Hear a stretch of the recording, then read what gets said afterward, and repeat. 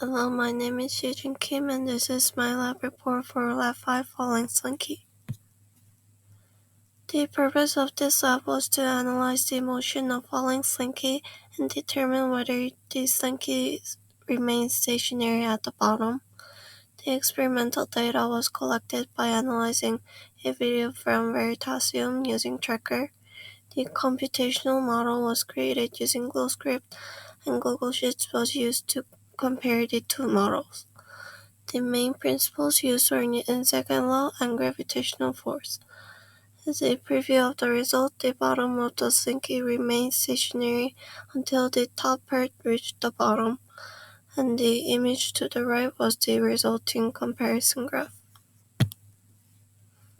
Newton's second law states that force is equal to mass times acceleration, and we can derive the position of the formula and the velocity of the formula from this. The force of gravity is the attractive force between objects with mass and is equal to negative mg in the y direction. In the slab, the main forces acting on the slinky are tension pointing upwards and force of gravity pointing down. This was the image of tracker program and the first and last frame of observation. The system of the lab was the slinky and the earth, and the surroundings were nothing. The mass of the slinky was assumed to be 0.218 kilograms, and the initial position was from the tracker, and the initial velocity was 0. Then the initial conditions were plugged into GlowScript, and there were two while loops, both using the position of the formula and the velocity of the formula. The first loop was for the part where the top part was released, but the bottom is stationary. And the second loop was for the part where the top and the bottom are falling together. And these were the resulting graphs. The left one is from GlowScript and the right one is from Google Sheets.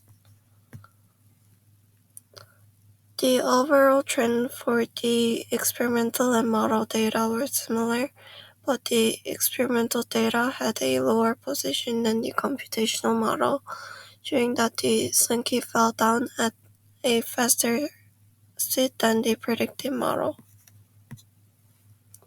Some possible sources of error were calculation or rounding errors, unaccounted forces acting on the model, and checking or human errors. So what does it mean for the bottom of the slinky to remain stationary after the top is released? The upward tension in the slinky is balancing the force of gravity, so the net force at the bottom of the slinky is 0 when the top is released. The bottom of the slinky does not sense the change in force until the wave from the top reaches the bottom. When the top reaches the bottom, the entire slinky begins to fall downwards.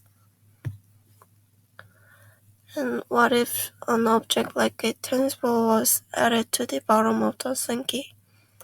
If the added weight is light and increases the force of gravity so that tension can still balance the weight, the bottom will remain stationary as before.